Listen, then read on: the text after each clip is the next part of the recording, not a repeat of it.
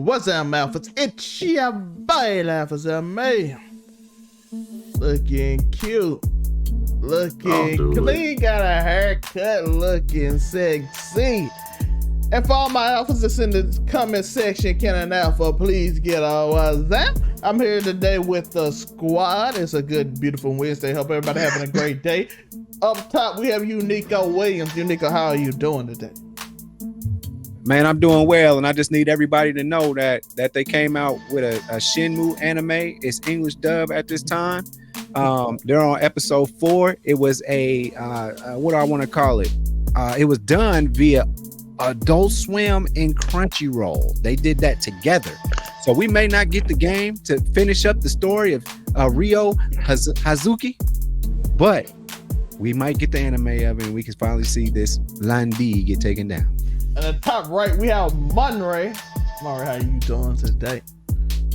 What's up, Mr. Drop the Mic back in the building. Let you know a few things. Since we know, giving a little few anime snippets, I found out over the course of the weekend that for anybody who remembers the anime Zatch Bell, it is having a sequel. Is it live action? I saw that. And the sequel is going to start this month in March. So, you know, if anybody remembers that anime and remember that, you know, my boy Zatch and the Momoto, we coming back. And the original author too. No, not nobody new. The original manga creator. He's doing the sequel. Starts this month. I'm happy. Tori, you got... Wasn't that like Pokemon and Digimon? Tori, okay. You got any news for us? How you doing? Listen. You can't be the only one that don't drop news. 43 times. News, all right, boy. All right, that's how many times the Tree Sentinel killed me. You want news? I'm gonna give you news. Tori has basically not paying attention to nothing but Elden Ring for the last 3 days. I was about to say, Elden Ring is out here fixing people's marriages. Elden Ring is out here fixing ED, growing people's hair back, fertility problems. Elden Ring's fixing it. Get in where you fit in, people. And for me, the breaking news is Funimation today, as we are recording, not today as y'all hearing this, which would be tomorrow, but yesterday, on March the 1st, Funimation finally integrated with Crunchyroll. That means if you watch both, you can cancel your Funimation. Oh, oh, news. JJK Zero, the movie's coming. People don't get confused and think that this is content you're going to get in season 2 of the anime, because it's not. Go see the movie. It's not just a desperate tie-in for once. It's not a Boruto situation. Yeah, it's actually called season 0 because it's before the first season. So yes. I saw a lot of people thinking that it was going to be like a filler move, and this was just going to be what we were going to see in season 2 when JJK started. This is the original manga chapter. It's not. Yep, I was about to say. And it looks to be super good. Like, the dub looks really amazing. I think it comes out March 18th. So maybe go see it in IMAX. I mean, it's lit. You know, you get your Gojo fix, people. You know, people love Gojo. Yeah, and you get... I ain't finna say no spoilers or names, but Mappa doing it, so you know it's gonna be high quality. Hopefully they paying their people. Yeah, hopefully they paying these people, because I heard rumors. Everything looks amazing, and they even do the trailer right. You don't see all the action that's coming in the movie during the trailer. You just see little key pieces that aren't gonna mean anything, but still hype the situation. And you get to see somebody's true power, which is awesome when you actually get to see his. Yeah. Not what, and just you also get a lot of background exposition on a lot of characters you learn about near the end of the first season. So the people who didn't pick up the manga, you get a little backstory on all the people that you might have felt got squished in at the end of season 1. What you saying, Joe? I just want to speak on the good work of Mappa. I know y'all know the Attack on Titan ending. I don't care how you feel about it. It is what it is, but it's definitely worth watching the anime version. Mappa did a beautiful job of initiating the rumbling. I'm very impressed at how they did. The two people that studios be putting in work is the people that do Demon Slayer And the Yeah, I was going to say they might be understaffed, but they do it beautifully. You can't tell. Mappa, and the thing about people do Demon Slayer, they don't do a lot. Mappa do 2 anime a season. I'm like, what's the other one? They literally have multiple. They have multiple titles out almost every season. Aren't they doing? I don't think people realize. Aren't they doing a soccer one right now? Ain't they doing like a soccer one too at the same time? I have no idea. I'm just avoiding the ending of Attack on Titan. I know it's beautifully animated, but I'm not putting myself through that again. But I know why everybody here. Everybody like we getting off this comic book talk, but we talking anime. Let's get. It was just the intro. Yeah, it's just the intro. Hope you had a good day. By the way, like and subscribe. We got a lot of stuff tomorrow. We talk about our pride, and then and if you don't know, if you interested in Bel Air, Thursday night I put out the Bel Air episode. You can watch it Friday morning. It usually do well over the weekend. That's really popular right now that we doing. It's usually me, Monte, and Joe, so it's a fun time to do that. Very fun show. But we gotta go to the first topic. We gotta talk about Marvel. And I seen a bunch of stuff. We know mutants are coming. Professor X, Charles Xavier, the actor basically admitted that I didn't even recognize my voice, which he basically confirmed on accident. If he did, that's him. So we know Charles Xavier is there. He said his PR team told him words to say so he don't expose it. But so I'm like, so you admitting it, you and your PR team told you what to say, so you just admitting it. So we know he's in there. The question is, because I saw this debate on multiple podcasts, and I want to talk about it with us. Will mutants break the MCU? Because we know that everything's been contained in MCU so far. Usually everything come from a spider bite, technology, some ancient ancestral things, magic. Now you're introducing things when somebody can be born and just set on fire. You don't have to go in space. Like the Human Torch, you can just be born and all of a sudden you be like, "Hi, mama," and then you just set on fire and burn the doctor up. So the question is, will mutants ruin the MCU and how will they handle it? Uniqo. Oh man, I can't see.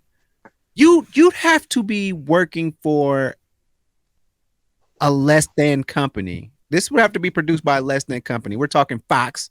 We're talking. I thought he was gonna say DC. Maybe Sony. WB wants no parts of continuity. They don't want that. We don't do that. We do really graphic novels in DC land. We do good on graphic novels and turn them into movies. Animated series. Yeah, they slipping on them lately. They did just do a call back to Static Shock on Justice League that one time. Batman Beyond was whatever. Anyway, let's go. It's still Black History Month. Sorry, my bad. I had to bring him up. Oh man, damn! I just started thinking about Putin, and I started thinking about Colossus and how he could help right now. But anyway, so he'd be on the wrong side though. He's Russian. I have a feeling that he's going to ride for the good of man, so that people in Russia can pay for their Apple Pay again and renew their Netflix subscriptions. Talk about how scared Dana White is. We're not even going to get half his roster from Dagestan. Oh, so at this point, I want to say that you can't go wrong when you with the mouse. When you with Mickey Mouse. You can't go wrong. All they did was open the door to another. I mean, we love the Avengers. What if you can make the X-Men a viable thing? Like actually do it the way it was supposed to be done. We talked about this a lot on the show. We talk about the Savage Lands. We talk about the whole, this is a good time to really drop X-Men, with the whole civil rights and black people thing going on and, civil rights for everybody. This is a perfect time to drop the X-Men and people going to ride for it. Y'all thought Black Panther was doing something for the civil rights movement. Wait till you get mutants that get treated like black folk. And people love to see that. And they love to see people overcome it, but they just don't love to see it in real life. Anyway, saying all that to say this, Disney has not done me wrong in so many facets of everything. But when it comes to superheroes, they've not disappointed. And if you unleash mutants into movie theaters, whether you start with standalone, you might even do a Cyclops origin story. You know, you might do a brand new Cyclops, of course. I'm just saying, there's a because that of all the mutants, Joe's like Cyclops. We're gonna talk about this. The white privilege. We're gonna talk about it later. We're gonna talk about that later. Yeah. Because he's connected to a very underrated character who is Havoc. So at any rate, you have that's how you introduce them. Havoc's the lesser brother. Are you kidding? I like Havoc, but I still don't like a Cyclops solo story. I don't know if we want that. We only if Cyclops is about to go be a space pirate again. That's the only time he was any good. He is Storm, Havoc, and Cyclops were apparently the three strongest mutants at one point. And that I wouldn't even say in order. Cyclops so let's just after Wanda got rid of all the mutants. when Wanda got rid of the rest of them, Cyclops got up there near the top. They were like, "Ooh, I-beams." Okay, I-beams are getting nasty. Relax. Also, a very viable character. I just realized the sunglasses, Joe. I didn't get it till now. No wonder he's repping so hard for Cyclops. I'm not, and he was the leader, just like Leonardo was. Most people like Leonardo. That when it came to the Ninja Turtles, like, oh, he's the leader. He's the cool guy. Leonardo was actually the leader. I said yeah. Leonardo. Everybody literally just disrespected Cyclops in everything I ever seen. Yeah, I was gonna say didn't nobody care about Cyclops? All like, don't forget, Wolverine spent the whole series trying to tag his wife. What about jealous Cyclops when he knew? Come on, Gene, when he saw that Wolverine was shot. I'm just don't saying. Forget they were in a poly relationship in the comic books. Wolverine, Jean Grey, and Cyclops, all three together, living it up. Even Rogue didn't care what the Cyclops said. Yeah, but no one respected Cyclops. That's why he was so mad, because people just disrespected him the whole time. No wonder he turned into mutant Hitler. All right. Let Joe get it point, because this is not the overrated conversation yet. All I'm saying is Disney only has nowhere to go but up from here. You introduce new characters. I apologize for bringing Cyclops into this. He's just the first person that came to mind for solo movies to start the franchise, because don't you have to start the franchise somewhere? Professor X. I don't know if you can say, boom, here's. I was going to say, when you go the first class route, kind of. That's not Disney. Disney just going to probably drop them off in us somehow, just leave. It's over. I was going to say, Disney definitely going to find a way to get there. I'm like, you guys get on in here. Fox is not canon. But technically, it kind of is in another universe. Okay, so I'm done with my argument. I think it's going to be really good. Next. Tor, how do you feel about mutants? Will they pair up continuity in the MCU? I look at it this way. The beautiful thing about bringing mutants in is that the bar is super low right now. Think. Dark Phoenix was the last movie. It is not going to be harder to do better than that. Especially not when we're talking Marvel. Not when we're talking the mouse's reach is global. Joe is right about that. If Mickey can do anything, yes, he can. He makes stuff pop. And I mean, it's good IP. I mean, the mutants work in any era. So I mean, it's not going to be hard to do them good, but as far as breaking the universe, it all depends on which ones you bring in. I think that's because you got to think, once you bring in mutants, that opens the door for a whole plethora of different lore and celestial beings and non-celestial beings. A whole, you know what I mean? It adds a lot. It can add a lot of layers. Hopefully, we don't do that off the bat. Well, they kind of, I think, slowly dealt with it with the Celestials and Eternals. Yeah. But they haven't drawn that connection yet, but they've made it possible to draw it, which is smart thinking, which means they've probably known they were going to do this for a little while as we think about the way they could. But I think it's all in presentation. If you do it the right way, I mean, it's going to mesh beautifully because, I mean, these things have always coexisted. It's not like you're taking two foreign things and putting them in a universe together. They're two things that have existed next to each other since they were created. So you're literally just adding a piece in that was already there. So, I mean, it'd honestly be kind of hard to mess it up. if you really think about it.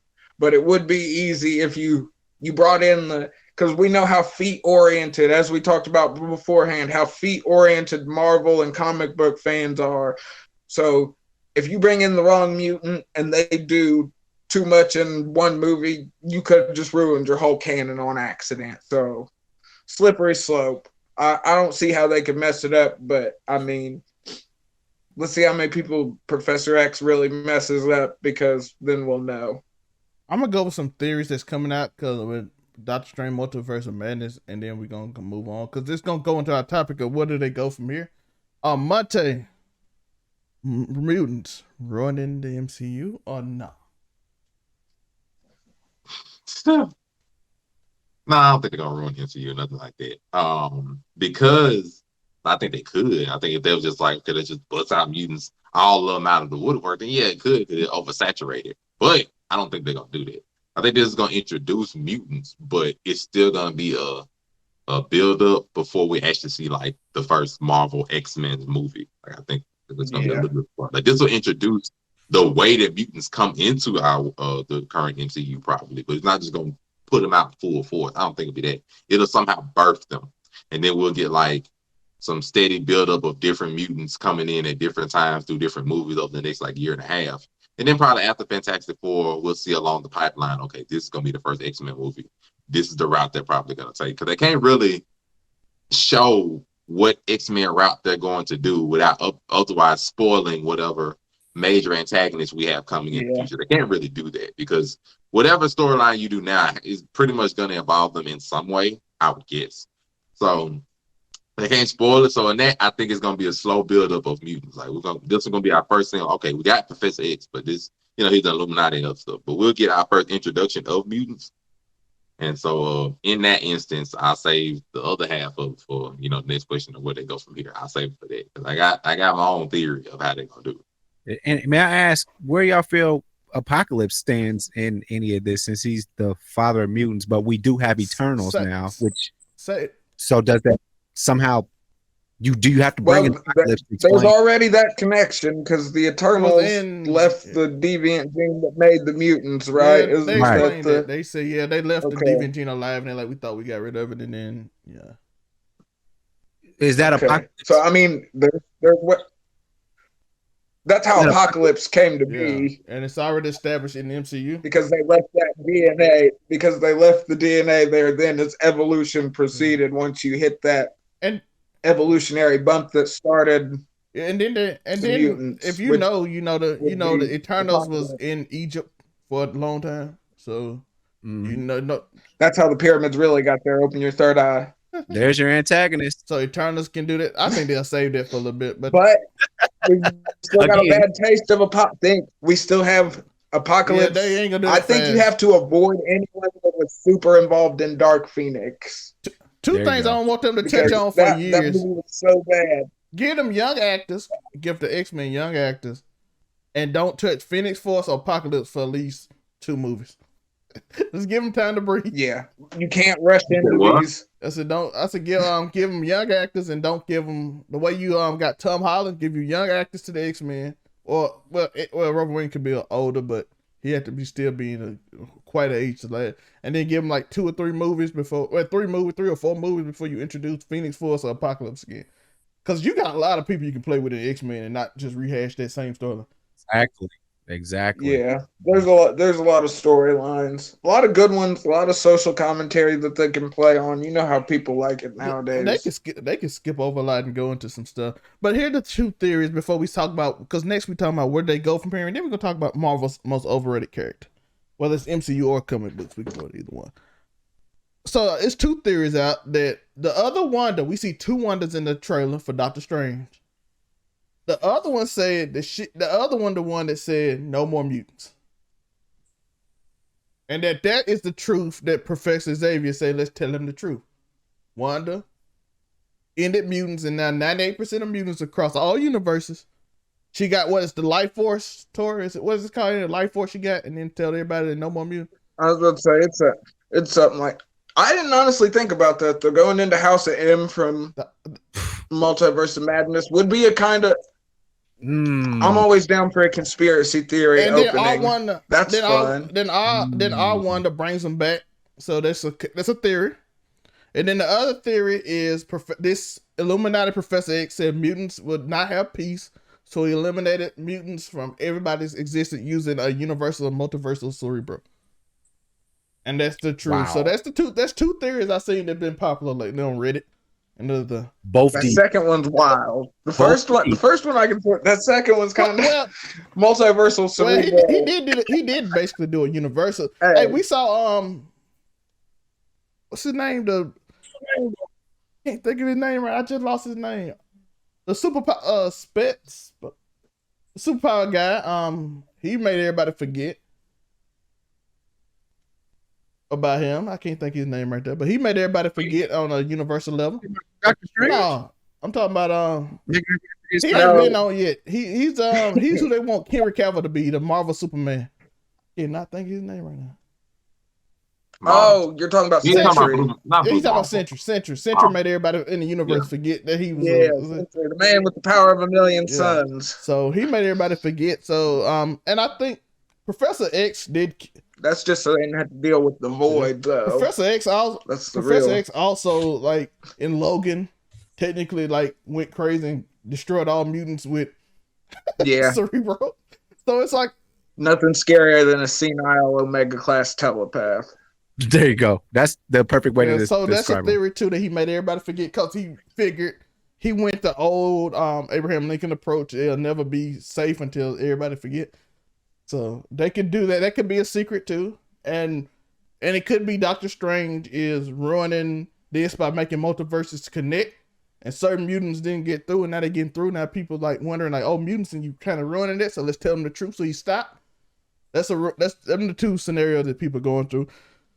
Which both I think would be cool if you depending on how you do it. But where did Marvel go from here? Let's start with Monte this time. I already said like I think they're gonna have a slow build up, but I think they've been so mum on X-Men is because they're finna start like really bringing them into the forefront. We're getting a lot of like new sort of versions of heroes. We're getting like Ironheart coming up. Gonna get a new Thor. Jane Foster. I don't know how new, but like we're getting new versions of them. We already got our young Spiderman. We're getting a lot of young ones. So it's very possible that one, they're gonna do some version of the Wanda storyline in this, whether she speaks out mutants or speaks them back in, or whichever way they want to try to twist it with her. Is fine. They're doing that. The House of Gods are there. It's not out of the woodworks to say I really believe that the next major antagonist that they're building up is probably an X-Men villain, which is why they've been so mum on any kind of clue or anything of that nature. Because there are multiple storylines where the X-Men and the Avengers come to blows. It's not even out of the ballpark to say that the next X-Men, the next major antagonist could be either Apocalypse or the Phoenix Force. Now, me personally, what I would really love for them to do, because I ain't gonna lie to you, I don't think that a lot of the mutants that we get now are gonna last too long. Like if Professor Xavier comes in this, I don't think he'll last too long. Like a storyline that I think would go wonderfully for the route they finna go is probably I think it's the Uncanny X-Men. It's like one of those, or like it's the Phoenix Force story where the Phoenix Force comes to Earth and the Avengers want to get rid of it, and the X-Men don't, which pits them already. That's X-Men versus Avengers. Yeah, I think that's one because that's the one that Cyclops ends up getting taken over. Like him, Emma Frost.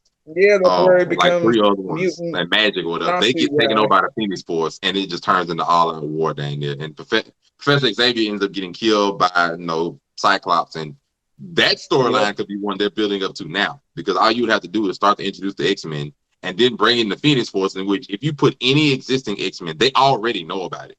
They already know about the Phoenix Force. They know what it can do. They know the effects that it can have, and they also know it could be beneficial. So they might not want to get rid of it outright. Versus the Avengers, they'll be like, we're not going to bother with this, especially some of these new Avengers. Please. So it could easily happen something like that, or even you want to add in the Phoenix Force 5 that quick though? You don't feel like that? I mean, that's a big. That's one. That's big. Because the thing about it, like we already been exposed to. You already know it's there because any other storyline that they do, all these extravagant ones, the extra ones, like House of M, for example, you can do Mr. something like Sinister. that. You have to skip. You have to skip by it. Hey, So, I'm like, not gonna lie. I was keeping Mr. Sinister was the one that I was gonna say that this like, could easily if you do some of these, to. you have to skip by the Phoenix Force, or you have to skip by Apocalypse. Like another one that they could possibly do is Uncanny X-Men, like a version of that, because there is a storyline where Kane the Conqueror you can goes back and and Mr. talks Sinister can to be the Apocalypse one that and leads sends it back. him the way Loki and them led to. Yeah, you can do Mr. Sinister into Apocalypse because you wouldn't get the mutates or like because Kane the Conqueror is a storyline where he went back in time to talk to Apocalypse and send him to kill some of these people in the future. You can even pull that because Kane the Conqueror is here. So it ain't like Kane's not gonna do something. But that's kind of lazy though. So like do you want the time travel, bro? It ain't like we can do some of the traditional ones because we've already lost the main Avengers already. So it ain't like we can just do traditional ones. I just think we should stay away from the Phoenix Force. I already think that Rogue is gonna be I think Rogue gonna be in the Marvels. Like I already think that Rogue is gonna pop up in the Marvels somehow and take Brie Larson, Captain Marvel's powers from her. I already think that's gonna happen. Like, I literally think Rogue is gonna come out of nowhere, some kind of way, and end up taking her power, maybe by mistake. Which is going to give us the Rogue that we know instead of the Rogue that the original Fox version had. So I already know that. I know that the X-Men stories are going to be out of order. They don't have a choice at this point. They're going to be out of order. Yeah. You can't just go and build up slowly and then we're going to do Apocalypse and Dark Phoenix and then go from there and do Mr. Sinister and House of M. And no, you can't do that because they're out of order at this point. We already know that y'all got to combine all the storylines together. So we're going to see some Dark Phoenix again. We're going to see some Apocalypse again. So Apocalypse can come a little fast. You can wait on Dark Phoenix. So yeah, to me, Apocalypse because he's a precursor. But you know, Dark Phoenix can touch on Avengers too, though, because Dark Phoenix is on that level. But to be fair, the one I thought was a little lesser that they I watched the Phoenix Force 5 slap all of the Avengers almost. But to finish up, depending how I'm feeling my point, the lesser one they could do, but they could just do the Brood and just be done with it. Very true. Oh, I like the Brood. The Brood would be something. See, those are the easy ways, but I feel like those ways are kind of lazy. I want a little finessing in there. I don't want to see it coming wholeheartedly. You're either going to get some super extravagant X-Men villain or you're going to get a simple story that they can bring them in sooner. There's no in between. Not when we already got 7 movies worth of the X-Men. You can't do that. Disney. You sort of got to go. He's right though. You either got to go full bore, or you got to do something mediocre. You can't. Like we got 7 movies already. Like we got 7 movies worth. It ain't like we can just bring them in. So we got 7 movies we got to bring and make canon. So either they gonna bring them in on some simple storyline, like maybe they do go right for the Phoenix Force 5. That'd be wild. Avengers like the Brood or Civil War 2, or they're gonna go buck wild and they're gonna do Apocalypse and the Phoenix Saga Round 2 or something like that, or just Secret Wars or Avengers versus X-Men and be done with it. Like they're gonna do something because they can't bring them in slowly. Yeah. We've seen them for 7 movies, and you already got to do an entirely new cast of X-Men. Bring them in, and make us the audience actually like them and connected with them. They got to pull all that relatively. You know what they can't. Like they got to bring an entire new crest of X-Men, make it make sense, and then make us like them, and then put them in the current MCU. So they already got a lot they got to do. But if we're going off Marvel, they could do something really simple and just make it some storyline of sad sword down about the Sentinels and mutant hate. Nah, you're not gonna bring the Sentinels in now. We don't know mutants are here. There's no way to make the Sentinels. That has to come after we've established the mutants, though, because the mutants have to be made into a threat. Yeah, like I said, you gotta make mutants into a threat before you can just bring in Oliver Trask and the Sentinels. Like they gotta be a threat first. Like they'll be better out doing like Civil War 2 and then making the Sentinels come in. We gotta wait a little bit. We'll find out. They'll do like Civil War 2. Tor. Well, they go from here, even though you kind of talked about it a little bit. But... yeah, I think that there's so many different ways they could go from here. I like the conspiracy theorist in me is sort of I'm all with. I've been preaching the love of the Illuminati for so long. It's just good to see them finally acknowledged. So if we want to do an Illuminati storyline like Professor X has been, I mean, Wanda is there. So the House of M theory is plausible. if you just want to do, I feel like that's the lazy way to do it. But if they wanted to do that, that's very, very simple, very easy to do. But sometimes the easiest thing is the thing that's going to work the best. So maybe that's the way they go. I'm intrigued either way. As long as it's not Spider-Man, I'm happy to see it. I'm done watching Spider. I couldn't hate on the last one, so I'm done. I watched Peter Parker out of pure spite. So I see a name on here. Omega Red could come in sometime. He fits a bunch of storylines with Avenger. Oh yeah, it's the perfect time. Let's bring in the Russian crazy mutant to be sucking out people's life force with tentacles. Omega Red would make a threat because he is insane. But how do you bring in Omega Red without Logan? And who do you get? Listen, Marvel, cut the check. To be fair, cut the check to goddamn Hugh Jackman. Omega Red first. Get him back. Omega Red first came with the Hulk, so his first appearance was with the Hulk. Did he? See, I did not know that. I always equate him to Logan. He came down the pike with Logan and Sabretooth. That's where he got his come up. Yeah, that's where he came up. But his first appearance was with the Hulk, and he was what was he, an agent? Well, he was an agent or something. And then they tried to get somebody to stop the Hulk. Omega Red was always a fan favorite of mine as a kid, just from his Marvel vs. Capcom 2, Brian. It was fun using unique skill set, everything. You can do you can do Shadow King, or you can some people. I don't know. Shadow King might not be known enough, but I don't know. Shadow King would put a lot of light on Professor X right out of the gate, though. He would, which could be a good thing. Do we want a movie called Charles? Right now, if you if social commentary Jones here. If he come out in Illuminati and look crazy, they probably might have to do a movie starring with him. Hey, that could be fun. If they just make the Illuminati look wild right here, that'll change the whole direction. We gotta make the first look good now, so we gotta do some stuff. It could be something spicy. That's why Multiverse of Madness is as crucial as it is right now. Like, it's literally the gatekeeper. We putting a lot of pressure on this movie, though. There's a lot we gotta be honest here. As there should be. I've been waiting on this movie for 2 years. But hey, I ain't gonna lie. I thought we were putting a lot of pressure on Spider-Man, and he delivered. All I know is I have never seen a hype around a movie like I saw Spider-Man. Matter of fact, Spider-Man. Yeah, but they brought Spider-Man hype made this movie even more hype because people like they succeeded here, they're gonna succeed here. Yeah. So, Joe, what's your thoughts? Doubled up the pressure. I just wanted to throw this out here. I hope it's amazing. This is an issue of What If the Phoenix Had Not Died. Came out late 80s, early 90s. Somebody's got to do the story right. It's going to have to happen. You're going to have to bring the Phoenix back into this. She's way too important. She's way too important. But it's so soon, though. My question with that is, do you want Wanda to be this OP thing and then back to back, like 2 years later, have Jean Grey be the superpower villain? No, do Cyclops Phoenix. You do that storyline because that puts the X-Men and Avengers. But that's what I'm saying. Bringing in the Phoenix Force 5 in the first movie is crazy because you don't just get Cyclops Phoenix, you get Colossus Phoenix. You get it's a whole. I'm gonna be nice and say one thing. We literally just came from a movie that had 3 different Spider-Man. You really think Marvel is tame? Marvel is tame? Since when? Since when has Marvel been tame? We just came from a movie where it had 3 Spider-Man.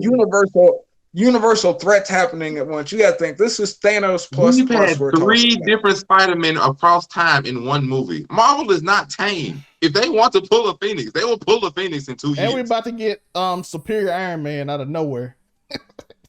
Now we're hoping. Come on, man. Come on, fellas. Come on. Like, look, this is one version of the Phoenix. All in one. I want the Cyclops one. And then we got because Jean Grey become the villain really fast. Like Wanda had like 8 years before she became the villain. Would you shit your pants at the movie theaters if there was 2 or 3 Phoenixes from different multiverses? Okay, we don't need to pull that, but I ain't gonna lie. You could tell me but that could be a little overboard. That is overboard. But the scene where Cyclops murders Professor Xavier in midair, that would be the scene of the year. Nobody can tell me that scene would not be amazing in the MCU verse. You'll see Cyclops burning with the Phoenix Force and friggin' Professor Xavier trying to calm him down, and Cyclops just like, no, obliterate. And it's like, no, you cannot tell me that would not sell. So to me, I don't care what Marvel does because I have enough faith that whatever story they choose to do will be fine. Yeah, what they just bring out? So if they want to pull a Phoenix Force coming to Earth and Avengers versus the X-Men in a 2-part movie, because you know it'll probably be 2-part. It'd be part 1, they'll be sitting there fighting. Part 2, the Phoenix comes and Cyclops blows it away. And I got one for y'all. I got one for you. Let's do Matthew Malloy. If you want the mutants to be a threat. But Matthew Malloy is smart because he writes himself out of existence at the end. So it ties itself up. Just imagine how the U.S. government gonna feel with a dude that can wave his hand in everybody. I was about to say. You don't think a mutant's a threat? The government gonna be going crazy. The government be going. And in all respects to good old Matt, though, if he wanted, the government wouldn't exist. It's a lot of fun things they can do. That's why I said it'd be a good way because he gets rid of himself at the end of it. So think about how long the X-Men series has been going and how many characters they actually fleshed out over the years in the comic books, man. I think the safe route, this is a safe route for me. Gambit, his come up, because it's a pretty, I think it's a relatable story, kind of almost human. He just has. Do they make Gambit black, Joe? What? I think it's time to make him instead of Creole. He's a Cajun. He's from Louisiana. Looking like Beyonce mama. Does Lil Wayne play Gambit? No, nigga. Why not? You want to use CGI the whole time?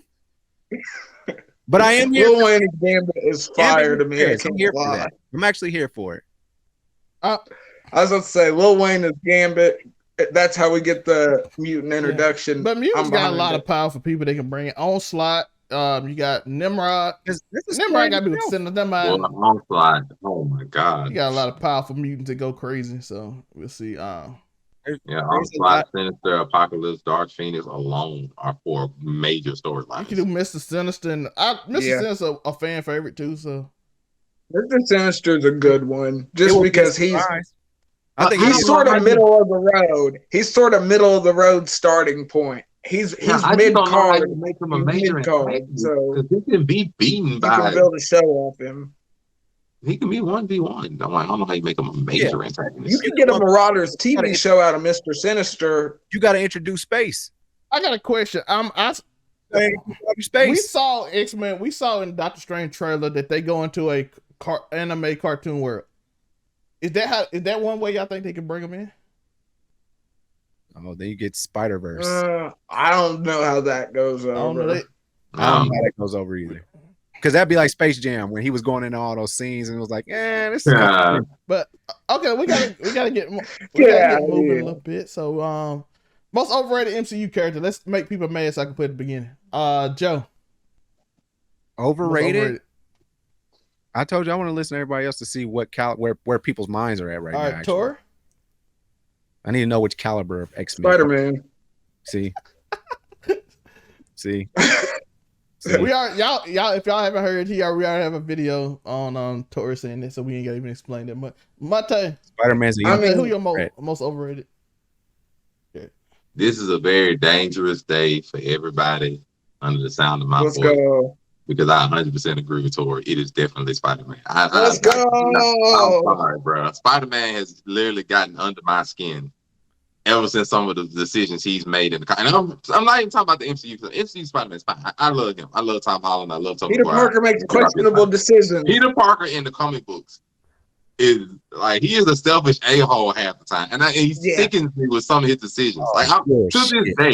To this day, I would never forgive him for the One More Day storyline. I would never forgive this man for this storyline. I don't care what nobody. You gave up everything for One More Day with Uncle Ben. You gave up it all. Family. Hate that story, and I hate the decision. And it literally makes sense to Peter because Peter's always cared for Aunt May more than life itself, but more than a responsible person would understand. Like Peter, let her go. And I'm just like, I'll never forget him for that storyline. It's other storylines that has pissed me off about Peter. One More Day is the one that's always stuck in my craw. A few of the other ones he's done, just irritated the life out of me.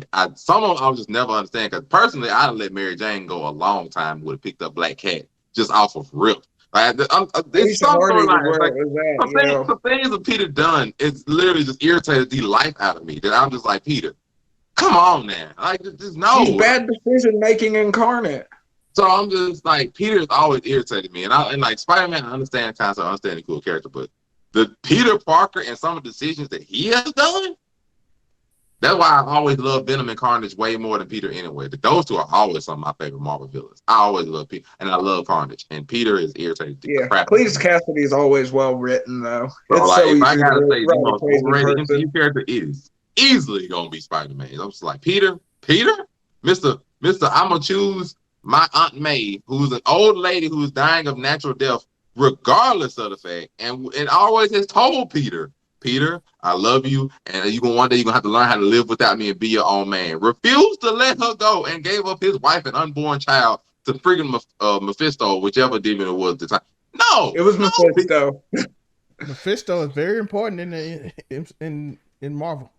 And he's always one of the ones he's one of the ones I thought would pop up in MCU anyway. He will, trust me. They gonna most overrated. Oh, it's definitely Peter. It is definitely. Oh my God, y'all acting like these are the same writers for Spider-Man. It don't matter. The character. We said Marvel in general, not just MCU. So just Marvel. You just said Marvel in general. I'm gonna say Spider-Man. Like, just flat out, it's gonna be Spider-Man. Let me say mine. We already touched on it, and Joe brought up this. It's Cyclops.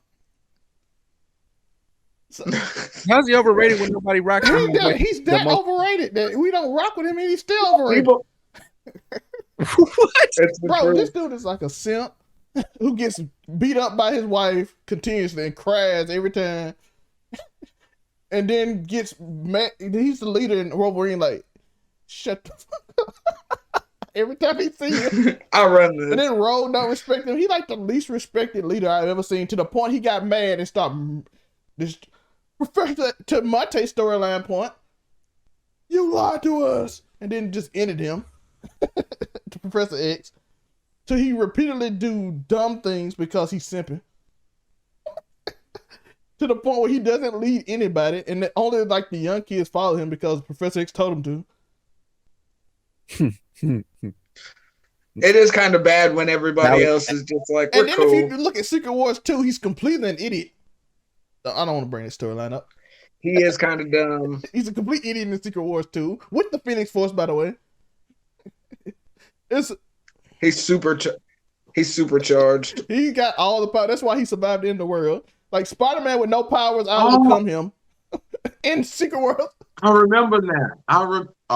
He's like, I'm punch. He was not I give Cyclops that. When they give Cyclops his runs, he be knocking boys down. He really does. Those eye lasers have felled some sickening people. And his whole character design is silly to me because I'm like, bro, my power is I shoot beams out of my eyes, and that's it. Oh my God! I remember the other story that pissed me off about Spider-Man. Tell us, Monte. What's the other story before we get to Joe again? Oh, the other story, like the Doc Ock storyline where Dr. Ock takes over his body. Hated that entire storyline. That was I would say where you find out that Gwen Stacy cheated on this man with Norman Osborn, had twins, and then one of the twins comes up and ends up having a crush on Peter. No. Shout out to Silk, bro. Shout out to Silk. Get this man about my face. Like, Joe, he has cool powers. Like, he has good. You know Silk is, Joe? I'm just not. One More Day, just get him out my face, bro. By the way, if he ain't got the black suit on, I don't care about Spider-Man. If he ain't got the black suit on, I don't care. I am surprised the MCU put Silk, the character of Silk, in the MCU. Because her character is there. That's a lot. It is surprising. Like, do you know what their storyline is? Joe, do you know their storyline? Not off the top of my head. Joe, been a while. Joe, since it was written in the 80s. Joe, she get bit by a spider. She get like a spider around the same time. So if she's around Peter, she has to have sex with him continuously. Yeah, Like it's like the laws of she has to, attraction. like they have to, 100 times every time, no matter what, it's gonna happen. If they cross paths, they gotta smash. And that character's actually in the MCU, and I'm like, this is why. Why is she here? She was on the school trip. She will come in between Zendaya and Tom Holland before it's all said and done. Will celebrate because he has a chance. Let's go. But yeah, that's I guess I got too stuck. I got too stuck on this whole Spider-Man overrated. That's crazy. Like y'all talking about writings and different authors of these comic books. They'd have 3 of them in one movie, Joe. I'm not worried about that. The MCU is fine. I just know when you say overrated, it's gonna be. No, him. I'm just saying. If we're talking overrated, we needed 3 of him to be sated. Like if those 3 weren't there, this movie would have gotten the pitchforks. Not really. I don't see that. It had a star cast of characters minus Tobey Maguire and Garfield. I thought Tom Holland carried that movie a lot, and he did amazing. I didn't expect that to. And Jamie Foxx carried that movie. No, Jamie Foxx didn't speak enough in that movie to carry. He wasn't in that movie a lot. He wasn't in that line. He wasn't in the movie a lot. His time was amazing. Zendaya did a lot too. Joe, who is your most overrated character? Yeah, my baby. Star of the movie. He gets the Emmy. It's hard for me. It's hard for me to come up with that answer as far as overrated, like hero, that people just love and adore. Everybody loves and adores Cyclops, but I appreciate. Yeah, it's overrated characters. It doesn't have to be a hero. I just really do appreciate, that Cyclops and Ryu Hadoken and Marvel vs. Capcom. That's a very good super. But y'all gotta think about Scott Summers has the same power as Superman, which is absorb the sun's energy, and that y'all make this argument for Superman being stronger than Goku all the time. He has infinite. By the way, before we get over this, he left Jean Grey for her twin that they created in the lab. Let's not talk about how Cyclops is fucked up, bro. She was already dead. And she wasn't. He thought it but was. She was coming back. Dead when he went with the twin. She was dead. But she was coming back, though. And Madeline Pryor was a good character. Madeline Pryor was a better Jean Grey than Jean Grey was. So you saying if your wife passed away, you're going to get with her sister? Me? If they were genetically identical? You sound like you make excuses. No, I'm not making an excuse. I'm literally telling you the storyline. Jean was dead. He went with the twin. Then when Jean came back, he left twin, went back to Jean. So his wife passed away, and you go with the twin sister? He didn't know that she had instant revival, though. It's happened in real life. I'm not going to knock the man for his choices. Not only that, he built it. He created a murder squad to kill mutants after he found out that he got mad one time. He did get big into the propaganda there in the later years too. Tor. He made out with Emma Frost on Jean Grey's grave. He did do that. Monte, this man I see. He did. I mean, we never said Cyclops was a good person. I mean, he started off as the Boy Scout, and stuff happened. He started realizing he probably watched a few of our man caves and was like, you know what? Being a good guy isn't probably the best route to go. He's like, I'm underrated. What are you talking about? With the Inhumans for no reason. Bro, I know you don't expect me to. They came from the same place. He literally initiated mutant on mutant crime. I'm sitting here trying to, I'm sitting here pining for him to wipe out Professor Xavier in the middle of a movie screen. I know you don't expect me to be like Cyclops is bad. I'm off. I want him to not make out with Emma Frost on his wife's grave. I want him to do that in the movie. I think that's Academy Award winning material. Yes, I think that's the scene right there if they do it right. That would break Twitter because they're gonna talk about that forever. If you flesh out, then the next day on Twitter is gonna be Cyclops' worst hits. And it's just gonna be panel after panel. And then Monte gonna get his wish. He's done a lot of foulness though. Monte gonna get his wish if he do that because he gotta go here. He gotta go here. He gonna get it. He gonna. And my next TikTok would be with a big Cyclops visor on too. If he did, I'd So have we one know on after he instantly. did it, after he kissed Emma Frost on Jean Grey, he went on. I'm behind Monte wearing a visor. He's literally got Let's 50, 60 years worth of variations, man. Like, come on, man. They've been telling new stories all the time. Why come we don't have good ones, Joe? Yeah, but he's stayed the same, though. He ain't showed no growth. And the one growth he's shown is becoming more militant as time went on. And being violating his wife, like cheating on her multiple times. Then he went to outer space and was breaking women's heart. I see why Joe relates to Cyclops. Shut the hell up. Let's go. I don't have an overrated hero because I just don't. I don't right now. I'll have to think more. Okay, we'll get back to Joe. Jacob said that Batman is fired, so that's a good news from Jacob. Shout out to Jacob. I'll be there this Thursday. He said he got an early screening somewhere, so shout out to him. He said the Batman is fired. Just wanted people to update from what's going on in the group. And we got two more topics we're gonna try to get through real quick. PlayStation Game Pass, how do we feel real quick? How do we feel? It seems like it's gonna be a tier system, kind of like EA did, and I don't really care for tier systems the way they set it up. So y'all got this one. Monte?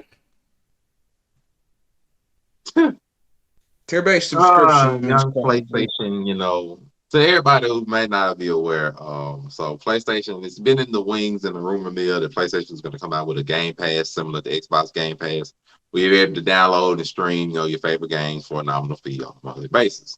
Very similar.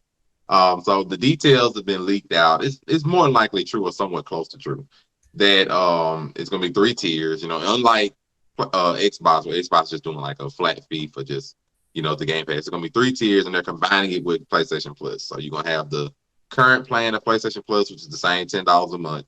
You'll have a second tier above that, which will be like $3 more, and it'll get you, all the same things, except you'll get basically access to all of the games that are in PlayStation Now, which is about 300 or so games. Just PlayStation Now isn't really used too much because it don't really let you download them the way you want to. It mostly just lets you play them or stream them, but it doesn't give you the same access. You don't really get to download them and just play them. Let you play them one. It's more like a rental fee. It's more like a rental fee. Like you get to rent them or something like that. It's not really the same thing.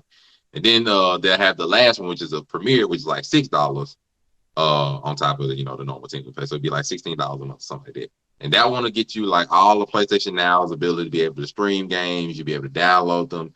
And you'll get like a whole bunch of classic games like PlayStation 1. I've heard PlayStation 1, 2, 3, and PSP games. You'll get to get all of those, be able to play all those, download them like they're yours, stream them if you want to. And then there'll be a games trial feature where you'll be able to try out new games that just come out, before you actually buy them. So like for people who are playing Elden Ring, you'll be able to like go on this feature and play Elden Ring and try it out for a limited time before you actually buy the game, which is actually a good feature in and of itself as well. Although Xbox, they tend to have like the brand new games on Game Pass. It tend to be stuck to only whatever Xbox just has or whatever they own or like certain games. But just since PlayStation has their own exclusives, they're going this route. It's relatively fine to me. I don't really have an issue with the Game Pass feature for PlayStation because there's going to be steered towards their exclusives. And there's a lot of PlayStation 1, 2, and 3 games that not only just me, but a lot of people have been wanting to do. So this will make a whole bunch of streaming options and all that stuff come out for PlayStation. It'll be some good revenue, and hopefully the price is adjusted a little bit. It shouldn't be more than Xbox's PlayStation and Xbox's Game Pass money. Like it should be more than theirs. I think it'll be like $1 more. And I know a lot of people say it's the same thing. No, the Game Pass Ultimate, which is $14, not $16, gives you access to the PC and Xbox. That's the difference. If it's just regular Xbox, it's $9.99. If it's PC, it's $7.99.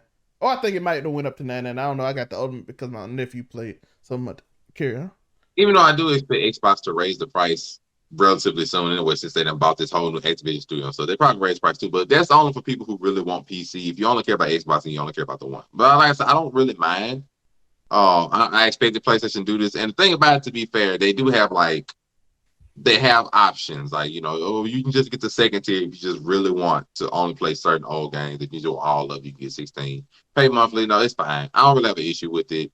Just make sure you put the new games and new exclusives, that come out this year, put them on whatever you're gonna call this. It's Project Spartacus, so whatever you're gonna call it is fine. And then it is supposed it got leaked out really over the last about week or so because the main leak is that it's supposed to be a PlayStation event, probably happening this month, which is gonna announce and go through this whole thing, and the features and all this kind of stuff, and then it's gonna announce, the other games and probably the trailers. So it's supposed to be a really big PlayStation event, supposed to happen this month.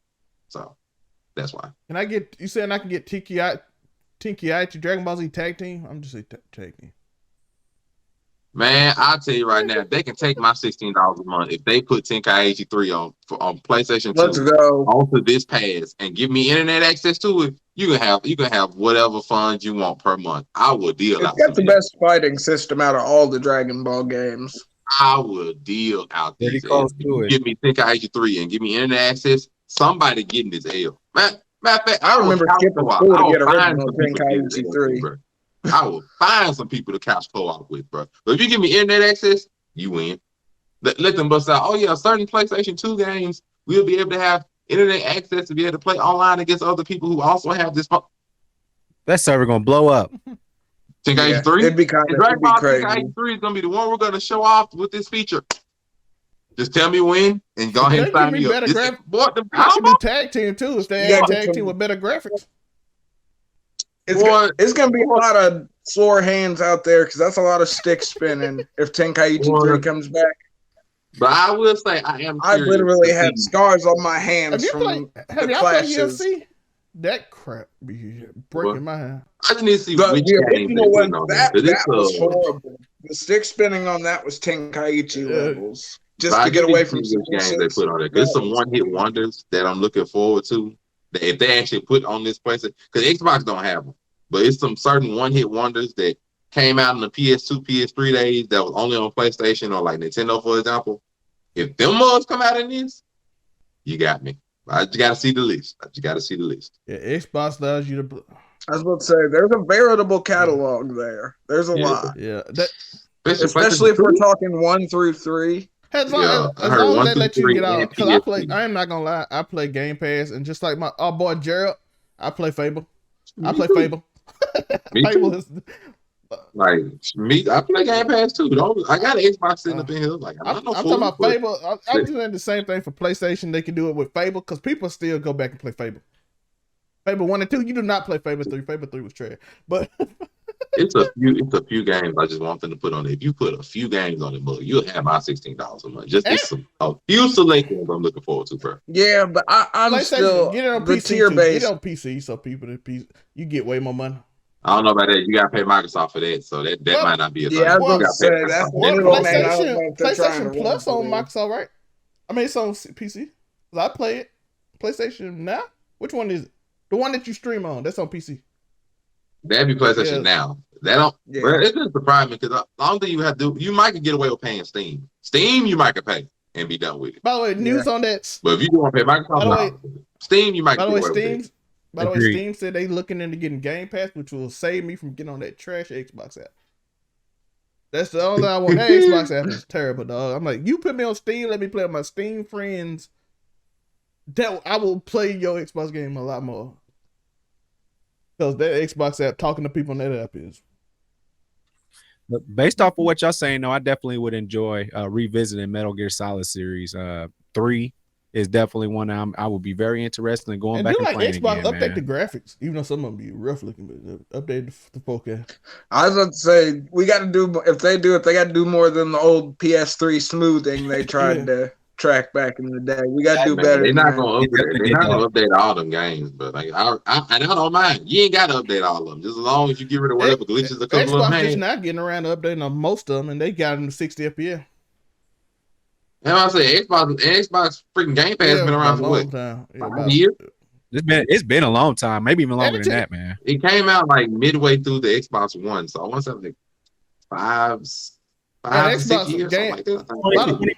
2015, 2016, and it took 2 years for them to get established because for the first 2 years that thing was trash. Yeah, that first 2 years was rough, boy. Oh, nobody trusted. It was just trash. It wasn't trustworthy. It was just trash, dog. When you say you download a game, 2017. In 2018, Joe, if you download a game, halftime it wouldn't play. It wouldn't work. So it ain't been 5 years yet. It's only been 4.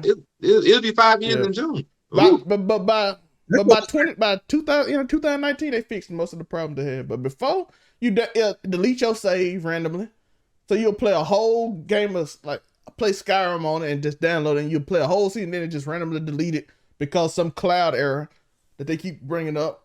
Well, I hope PlayStation fixed them. I hope PlayStation was watching it. Don't have them same kind of bugs. Do that. Now it's really good though. I don't know. The PlayStation Cloud's mildly reliable though. I've never had anything super. There's gonna be some people upset if they go back and play Sly Cooper 1 and get about halfway through the game and then go back in that mug and it's over. Oh yeah, Sly Cooper boy. Oh yeah. We are our win. Thank y'all for listening. Like and subscribe. Hope y'all having a beautiful Wednesday. We got one more topic. Elden Ring. Game of the 3 of us has played it. Joe hasn't. Is it the game of the year? I gotta play Lost Ark, and I might play it a little bit this weekend while I'm on vacation because I can play Lost Ark on my laptop. This is a 1650. I cannot play Elden Ring on my 1650 laptop, but I can play it on my PC. But I cannot play it on that laptop. So I'm probably playing Lost Ark, and I can tell y'all because that's up there for a contender because people love that game. So I'm gonna let y'all know my opinion on it, but it's polish wise, it's amazing. I don't really have problems with it in 1080p. It doesn't have really that much problem. It stutters, it freezes on cutscenes sometimes, but they fixing that. But I don't mind the cutscene freezes sometimes because I be doing other things while the cutscene be going on. So, but in terms of fights, unless it's a lot of people, which usually not in most cases that I've been around so far, I ain't been into everywhere, but it. Oh, it can get there. Yeah, I haven't seen stutters in this situation, which would make me mad if I did. So, but other than that, I ain't had no problem with it on PC. As long as it don't stutter during a boss, especially one person, that'd be a that much of a problem. But like I said, it's up there. It's gonna be hard to beat. But like I said, I still got Lost Ark. There's some games coming out that I'm very interested in seeing at the end of the year. I know PS5 got God of War coming out. Yeah, that's the only game I'm really peeping for over. I know Bethesda hyping Starfield, talking about it's gonna be the Skyrim that come out at the end of the year. So I can't say it's the game of the year already. That spaceship, man, that spaceship. Even though I don't know about it, because Bethesda can create game of the year, or they can create the biggest mess you've seen ever. All right. Yeah, it could go either way. Can't trust them, man. It can go both ways. It's some stuff I'm interested in that coming out in this year, and we just in March, so I don't want to give a game of the year, but they put up a strong beginning thing. Monte. But I know Tor been waiting to wonder what I was gonna say. Naturally, I said 2 of them because I know you said God of War. That's naturally the main one. I can't say nothing before God of War comes out, but there are others. God of War is one. The ones that are like just sort of mysteries, like just question mark. I don't know how they're gonna be. They could be amazing. They could be not. Would be Starfield, Sonic, because it's the first open world Sonic game, which could be anything at this point. And Hogwarts. I still don't think that's gonna. Hogwarts Legacy. Now the other ones that could take Game of the Year, no other than no question marks, is naturally God of War. Is Tier looks crazy. Dang it, the one that just came out. With Aloy. Horizon? Yes, Horizon Forbidden West. Also Forbidden West. I had to play. Yeah. Horizon Forbidden West. I'm really shocked that you have forgotten about is the Legend of Zelda sequel, which also comes out this year. And that is you true. are not going to sit there and deny that Nintendo will have a stronghold on people's minds the second the Breath of the Wild sequel comes out, which is coming out this year, supposedly. They already said 2022. They just didn't say when. We'll probably find out at E3. Either way. Got 2 games coming out this year. E3 gonna pop. And then they also got Pokemon, which surprised me. They also have Pokemon Scarlet and Violet. They are getting in with the Pokemon. Pokemon 2K22. I did not think I was getting Gen 9 right after this soon. I didn't think I'd get Gen 9 right after Pokemon Arceus. So I'm pleasantly happy about this. Yeah. So it's multiple contenders. Even though Elden Ring, I don't like Elden Ring is the best game I played this year. We can get crazy in Spain. But God of War, Legend of Zelda, and then just the other ones that I named that could be just completely mysteries. Not to mention, to be fair, about, though. PlayStation is gonna have a thing this year, so they can come out with something else. Because the second half of the year is oddly bare because a lot of games just haven't said when they're coming out for second. It's oddly bare, but God of War, Horizon Forbidden West, and The Legend of Zelda: Breath of the Wild are 3 automatic games that could say Game of the Year, even along with Elden Ring. So that's 4. Because I don't expect those 4 games to fail at all. Like, just I can go on a record and just I refuse to believe those 4 games are gonna fail. So those are 4 Game of the Year contenders already. And then normally it's 6 of them. So that means you got 2 more spots for whatever other hidden game comes out of nowhere. Like It Takes Two last year just came out of complete nowhere and was the game of the year. So you also got other question mark games that come out. So I got 2 other spots. It could be anything from Pokemon, it could be Hogwarts, it could be Starfield. Starfield. If Bethesda just by some miracle ends up finding lightning in a bottle and make the Legend of Skyrim again, except in Star Space this time, and freaking get everybody the hearts back after 10 years. That's what we want. So, it could be anything. So I'm not going to say Elden Ring is it yet. Like, Elden Ring is the best game I played this year, bar none. And it's one of the best games I played in probably the last decade. But I can't just go out on a limb and be like, it's Game of the Year automatically. It's too many good games to come out this year. I sure can't say it before I get my hands on God of War Ragnarok. I'm sorry. If I see a good boss battle between Kratos and Thor, sorry, I might have to let go of them dragons. I'm just gonna be real with you. If I see Mjolnir go upside my man's head and I can actually do some clean crap with it, I'll be real with y'all. It really might be a tough pick between them 2. And that's just them 2. Legend of Zelda: Breath of the Wild, depending on what they do with Ganon or how dark the first trailer was, and that game looks dark. So give me a dark Legend of Zelda that look like freaking Majora's Mask on the Switch. You give me one of those, ain't gonna lie, it's gonna be some tough picking come November in the Game Awards. I'll tell you, it's gonna be some tough picking if you give me some good games like that. It's 2 more that's coming out too that I want to talk about, and Obsidian's coming out. Might be the Outer World 2 might be announced for the end of this year or early next year. Outer World 1, people don't know it was a Game of the Year contender, sold very well on PlayStation. This time they said they was making this game when Microsoft bought Obsidian, which was before they made the first one, so they put all their bags into this game, even though that game was a contender. That means this world is way big, because Outer World came out like 3-4 years ago, so they've been working on this for a while. Also, Bethesda's making another game called Redfall, which is a vampire hunting open world game, which I don't know how that will be, but it's something I always wanted. I ain't know it was gonna be open world, but I do remember it. It's multiplayer open world, and I was like, I don't know how Bethesda does with open that could be.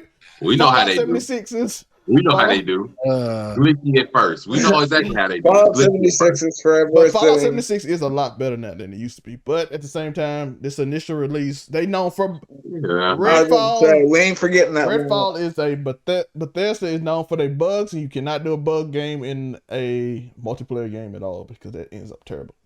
Tell me. You can get away with it. Didn't stop them. We all know that Starfield is gonna be buggy as crap when it comes out. But it's solo player, so people good with solo play. Multiplayer, you cannot do.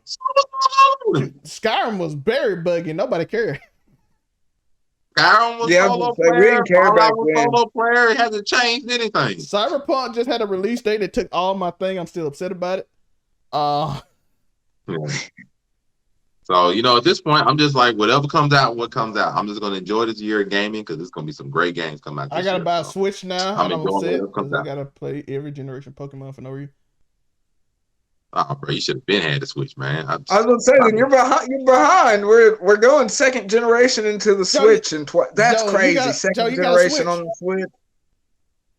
Nah, I often say we move. I might just use Joe. Yeah, Pokemon Scarlet or Violet. Depends on the legendaries. I'm waiting on the legendary list. I will be picking the fire starter. I can't as an adult, I can't continue to just buy stuff that I won't have time to use right now. I just can't. I understand it. That's where I'm at. Which is why I'm selective in what game I purchase. Like, I don't buy many games nowhere near. I think the only game I didn't buy for cheap was Elden Ring.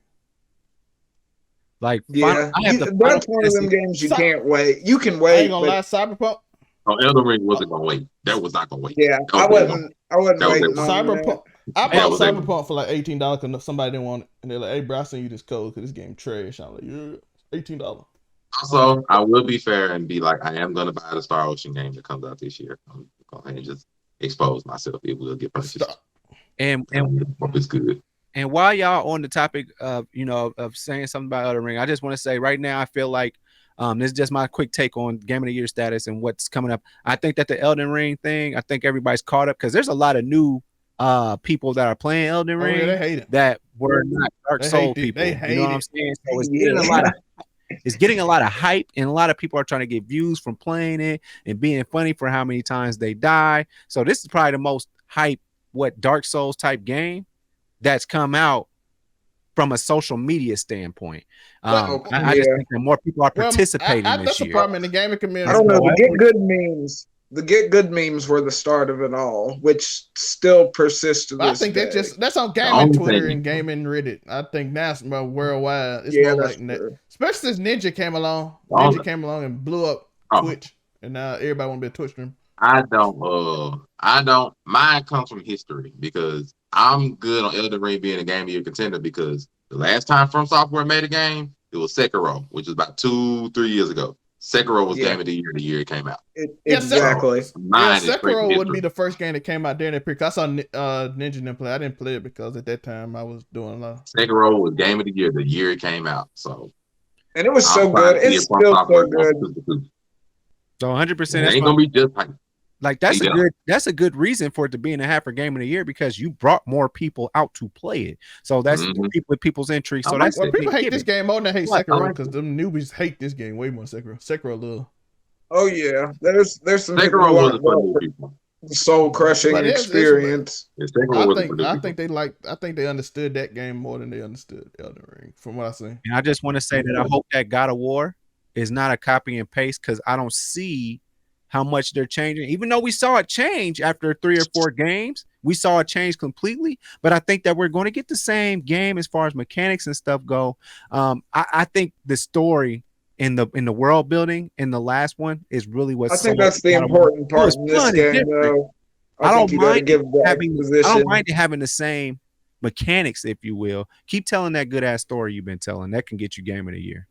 Oh yeah, they're gonna do that. This story gonna hit hard. Yeah, like if you just from the trailer alone on God of War, I mean, I'm still standing on Elden Ring being Game of the Year, but you can't. God of War is always outside of the PSP outings. When has God of War ever had a really bad outing? PSP game was bad. Ascension. Outside of. I mean, outside of the PSP, the mechanic that made God of War, the story, and the way the story's been connected was. That was a beautiful transition. Y'all went from 3 God of War mainstream and made it amazing, and it was amazing series. And then you made a whole type of way to enjoy the experience. And then you bring this kid in here for assist. It was totally unexpected, and it worked. So what do you do off of that? I don't know. You continue to tell the story. Like, think about it, make God of War good. They have to change much about God of War. Formula too much. You just give them a couple of new weapons. Running. Yeah, keep the story running. Give them a couple of new weapons. Keep it moving, and just the story is gonna sell. That's all. God of War fans really need to be happy. You give them a few more weapons. By the way, this is Thursday, right? This is Thursday. So I want to know from y'all. Do y'all want to go live on Thursday for the Fresh Prince? Monte and Jim.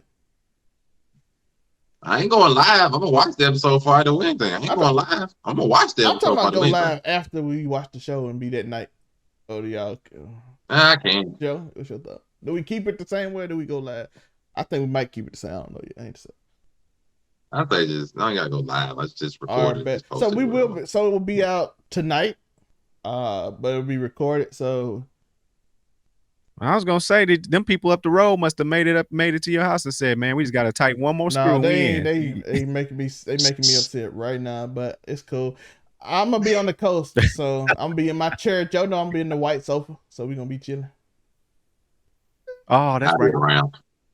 That's why I ain't gonna be able to play Elden Ring for a few days. So I'm gonna be like, I'm probably might get on Lost Ark or Mass Effect Legends, but probably Lost Ark because I want to see what the hype about that game is. They had 1 million concurrent players. I want to know why. So I'm gonna see what it's hype about. All right, we appreciate y'all. Yeah, Joe, what can they find you? Like and subscribe. UniqoWilliams.com. And I've already shown you one reason why I'm a super nerd. You just saw What If Phoenix Never Died. Now we have a Jax Pacific action figure of Super Saiyan 4 Goku. So I got my card. So when we say just nothing like a non-canon action figure to get you in good with the peeps. Fuck off. Tor, what can they find you? Dragon Ball DT. There's a Dragon Ball verse. Yeah. Hey, Dragon Ball Super makes everything right. Tor, what can they find you? Oh, you already know AfroKami765 on everything. But for the foreseeable future, I'm out here smacking bosses. So D&D. And you see me and him tomorrow on Just a Fan Wrestling. So be there for that. Monte. Yeah. What can we find you? Your boys on Instagram and on TikTok under Monray Hudson. Click on the link tree. You'll see all the podcasts I'm a part of. Broke Ugly Dudes, Blurred Cartel, The Great Overall 99. Come see your boy. Come hear these hot takes and buy the merch. Merch link is in bio in my link tree. Go hit that merch up and we look fresh. You know what I'm saying? I only got cold stuff and it ain't really cold right now, Missy. But I hope everybody warm. Hope everybody feeling good. Like and subscribe. Do all that stuff. And we out. Peace. Can I ask one more question? This crossover happened, right? I'm pretty sure there was a cable. All right, we out. Teenage. I believe that.